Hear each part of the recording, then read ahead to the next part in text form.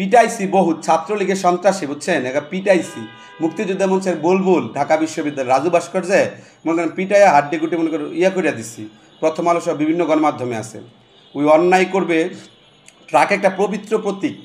এই পবিত্র প্রতীককে যদি কোনো মন গড়া ব্যক্তি, টেন্ডারবাজ, চাঁদাবাজ, দুর্নীতিবাজ, ওই মনে করেন আপনার ডোনেশন বেস ভিত্তিক করে কারো হাতে তুলে দেওয়া হয়, যার হাতে তুলে দিবে ওই ট্রাক পবিত্রকে অপবিত্র করতে চাইবে, ড্রাইভার বানাতে চাইবে, পিড়ায় মনে করেন একটা মারিত পড়বে না, একদম পিড়ায় তুষ তুলে ফেলা হবে, ফাইনাল কথা।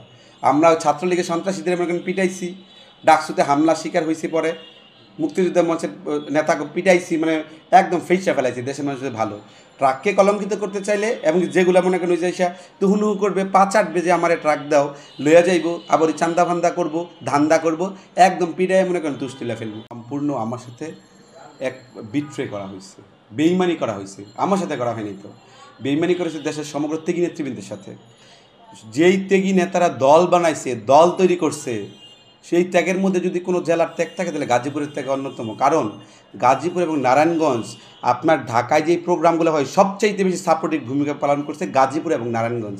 এটা নট অনলি শুধু গণ অধিকার পরিষদ, অন্যান্য রাজনৈতিক দলকে এই ধরনের একটা সাপোর্টিভ জায়গা দেয় গাজীপুর এবং নারায়ণগঞ্জ, নরসিংদী, ঢাকা পার্শ্ববর্তী জেলাগুলো।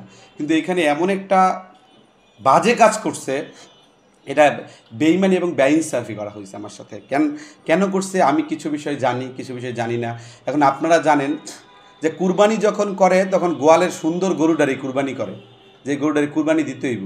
এখন পার্টির মধ্যে দেখো কুরবানি তো আগে কয়েকবার হয়েছিল, এখন তো বলি ছাত্রলীগের বিষয়তে নির্বাচন করলাম, সমন্বয়ক দিয়ে পর্যন্ত নির্বাচন ভোটার বানাইছে মাহফুজকে পরাজিত করার জন্য। মাহফুজকে যাদেরকে বিজয়ী বানায় জোর জবরদস্তি করে, তাদের মনে করেন সুখের মিছিলও 5 জন নাই, আর মাহফুজের শোকের মিছিলে কান্নার রোল পড়ে যায়।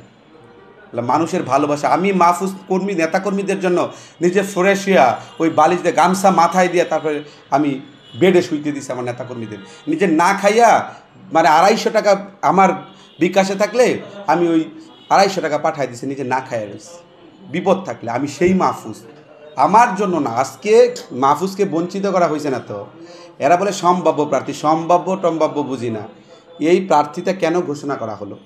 একজন লোক মনে করেন মানে সে দলে থাকবে না, সে দল ছেড়ে চলে যাবে, সেই জন্য আমাদের শ্রমিক ইউনিয়ন নেতা, আমি যাকে আইনা এই দলের মধ্যে নেতৃত্ব দিছি, যাকে বানাইছি, আমি তার এডুকেশন কোয়ালিটি বলতে চাই না, সে 5 পাস না 6 পাস সেটা আমি বলতে চাই না, কিন্তু যাকে আমি নিয়েই সেখানে দিলাম, সে আগেও একবার দল ভাঙ্গন হয়েছে কয়েকবার, জানেনই তো বিভিন্ন ঘটনা। ওই সময় সে আবার সাইলেন্ট যে আমি এইখানে চলে যাবো, এই পাশে চলে যাবো, বিভিন্ন জায়গায় চিন্তা করছে। সেই জন্য এখন সমস্যা, যেই ঘরের যাই উৎপাত করে বেশি তার দাম বেশি, যে এটা উৎপাত করে না, যে লয়াল ট্রাস্টেড পার্সন দলের প্রতি, তার নাই। এখন দলের মধ্যে দেখছে মাহফুজকে বিভিন্ন সময়, মাহফুজের জন্য সারা দেশের নেতাকর্মীরা পাগল, মাহফুজের জন্য কর্মীবান্ধব নেতারা আজকে অনলাইন অফলাইন সমগ্র জায়গায় প্রতিবাদ করতেছে।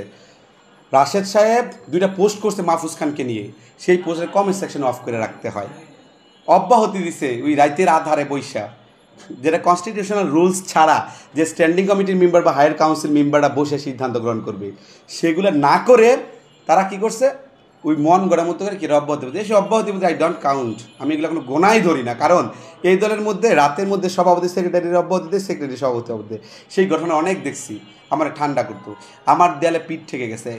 সুতরাং এখন আর পিছু হটার সুযোগ নাই। আমি গণ অধিকার পরিষদের সাথে আমার আস্থা আছে, কিন্তু যে বললাম না, গোয়ালের সবচেয়ে সুন্দর গরুটাকে কুরবানি দেওয়া হয়, এবং সবচেয়ে বিশ্বস্ত দলের যে নেতাটা, যে কোনো দিন দলের সাথে বিট্রে করে নাই। আমি কি কোনো দিন গিয়ে গণ অধিকার পরিষদে আলাদা অংশ কোনো দিন দাবি করছি যে আমি তো অমুক অংশের? আমি কি অমুক অংশের বলছি? এনসিপি গঠন হইলো, বড় বড় রাজনৈতিক অনেক দল তৈরি হচ্ছে, আমাদের কি কোনো দলে ভাই ব্রাদার নাই? আমাদের কি ডাকে নাই? এখন যারা বড় বড় দেশে নেতৃত্ব দিচ্ছে আমাদেরকে অফার দেয় নাই? আমরা সেই সব অফার কখনো গ্রহণ করি নাই, কিন্তু সেই সব উপদেষ্টাদের বাসার সামনে পরে ছবি দিছি যে আল্লাহ চাইলে হয়তো কোনো দিন এই জায়গায় জনগণের মাধ্যমে, জনগণের ভোটের মাধ্যমে নির্বাচিত হয়ে এইসব জায়গায় এসে আসবো, থাকবো, কিন্তু নিজে কখনো। কারণ গণ অধিকার পরিষদ আমার সন্তান তুল্য সংগঠন। আমি আজকে 2018 সাল থেকে আন্দোলন সংগ্রাম করি। সর্বপ্রথম গ্রেফতার মাহফুজুর রহমান খান, রাশেদ খানের সাথে গ্রেফতার হয়েছি, রিমান্ডে ছিলাম, ওরা কি এসব বিষয়ে জানে না? এমনকি আরও 1 থেকে 1.5 বছর আগে মুহিবুল ভাই সিলেটের, তারা যুক্তরাষ্ট্রের সব নাগরিক, আমাকে ওনার ভাতিজি যেন বিয়ের জন্য পর্যন্ত অফার দিচ্ছে, সেটেলমেন্ট হওয়ার জন্য। আমি সেই জিনিস পর্যন্ত গ্রহণ করি নাই। কেন গ্রহণ করি নাই? কারণ তারা রাজনীতি দেখতে পছন্দ করে, কিন্তু তাদের আত্মীয়স্বজন রাজনীতি করবে সেটা তারা পছন্দ করে না। সিলেটি মানুষের অনেকের এরকম চিন্তা ভাবনা আছে। তো আমি ভাই জীবন আজকে 7টা বছর জীবন যৌবন সব কিছুই দলের পিছনে শেষ করলাম। তা আমি কেন, আমি তো আর বিদেশে, আমি চিন্তা করি আমরা যাবো ঘুরতে, দেশের প্রয়োজনে ইউএসএ যাব, বিভিন্ন দেশে ঘুরে আসবো, যাবো, এমনিতেও যাই, আমি ব্যবসা বাণিজ্য করি সেই সুবাদে। তো সেই জায়গায় আমি তো গিয়ে সেটেলমেন্ট, নিজের আরাম আয়েশ খায়েশ পূরণের জন্য, ওই মানে ভালো লাইফ লিড করবো সেই জন্য আমি জানি। আমি জনগণের সাথে মিশে, ত্যাগী নেতৃবৃন্দের সাথে মিশে দেশের জন্য কাজ করতে চাই। এটা সবচাইতে বড় দুঃখজনক বিষয়, ওই যে ট্রাস্টেড বেশি, লয়াল বেশি, সেই জন্য আমাকে কুরবানি দেওয়ার প্রক্রিয়া করছে। তো এখন আর আমার এগুলো নিয়ে ভয় নাই। আমি ফাইনাল কথা, তা আমাকে ডাকেন, বসেন, ওকে, আপনারা আলোচনা করেন। আমি তো আমার সিদ্ধান্ত না, আমার মতামত জানাই দিছি। তারপরে তো আমার দুঃখ, মানে আমার এখন কান্না আসে ভাব। এই ভিপি নূর তো দলের সভাপতি, সম্মানিত, তাকে মানি, কত কিছু করলাম ভাই, এই জীবনটা উৎসর্গ করে দিলাম। আর সেই জায়গায় আমি মিডিয়ার সামনে বলতেছি অবৈধ প্রার্থী ঘোষণা মানি না, মানব না। সেই জায়গায় ভিপি নূরের হাসি দেশের জনগণ দেখছে, এবং সেইখানে বলছে যে তুমি, তোমার মানান না মানার কিছু আসে না।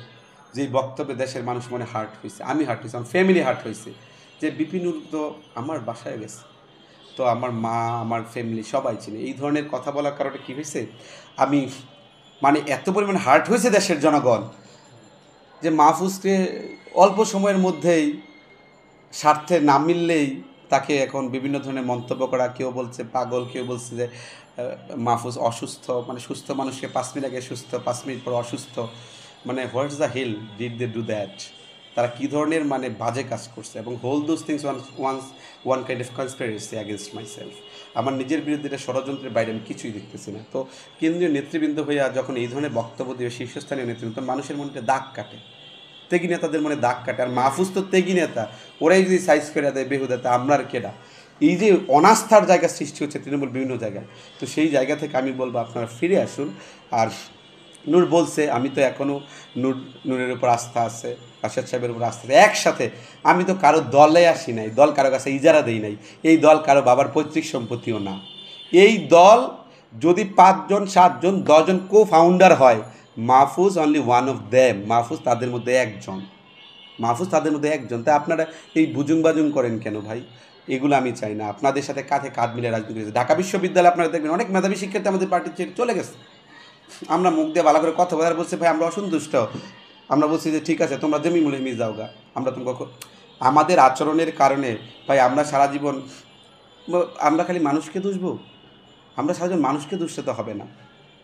তো আমাদের দলের মধ্যে এই ধরনের ঘটনা প্রিভিয়াস টাইমে ঘটছে। তো আমি এখন বলবো নুরুল হকের কিছু ফেসিয়াল এক্সপ্রেশন দেখে আজকে মানুষ মানে আহত হয়েছে, তার কথা শুনে মানুষ ভরসা খুঁজে পায়, আস্থা খুঁজে পায়, সেই জায়গায় ব্যর্থ হয়েছে।